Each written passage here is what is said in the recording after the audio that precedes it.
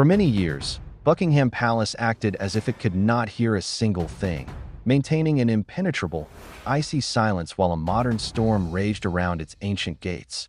And then, suddenly, everything changed.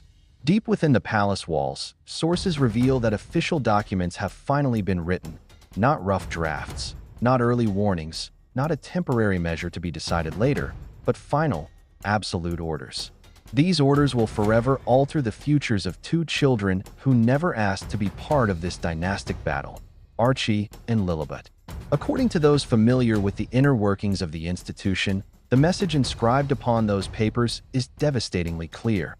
Their right to be called royal is gone. It is not postponed. It is not being reconsidered. It is finished. The very moment those words were put on paper, the palace's agonizing, years-long silence finally made sense. They were never ignoring the noise, but rather waiting, calm, patient, and completely confident that the ancient rulebook would ultimately speak louder than anything Meghan and Harry could ever say to the public. Welcome back to Royal Scope, where today we pull back the heavy velvet curtains on the most calculated legal maneuver in modern royal history. To truly comprehend why the institution executed such a harsh and final choice, we have to look past the modern headlines and examine a very old, very heavy book, one written long before Meghan, Harry, or their children were ever conceived. This is a framework that has rigidly dictated the royal family line for more than a century. The year was 1917, and the world was tearing itself apart in the grip of the Great War.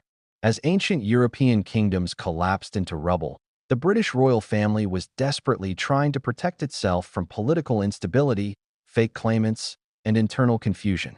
In a brilliant move of legal self-preservation, King George V did something no British monarch had done before. He codified in strict, unyielding legal language exactly who could, and could not, be called a prince or princess. This was not a collection of whimsical stories or loose traditions. It was issued as letters patent, turning royal identity into a matter of absolute law. Inside this historic 1917 document were three uncompromising criteria that every royal child must meet to claim their birthright. First, the child must descend directly from a recognized sovereign line, ensuring no outside lineage could quietly slip into the line of succession. Second, the child's birth must be officially registered and verified by the Crown itself, not through a public relations firm, not via a private announcement, but authenticated by the royal household. And third, the child must be formally tethered to the Church of England through an official baptism. These rules were exact, rigid, and completely unchanging, engineered specifically to insulate the monarchy from the exact type of modern ambiguity it faces today.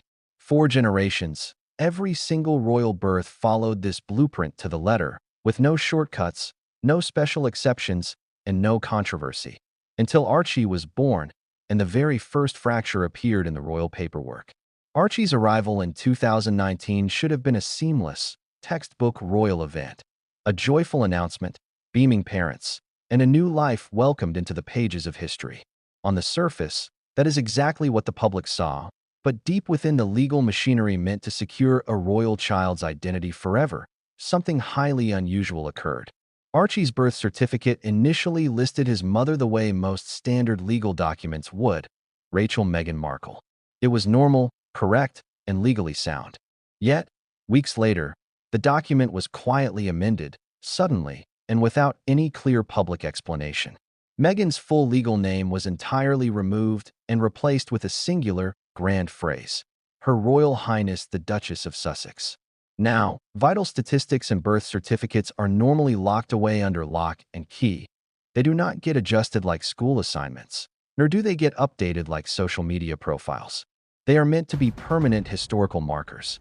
When this alteration came to light, it instantly triggered alarm bells behind the palace walls.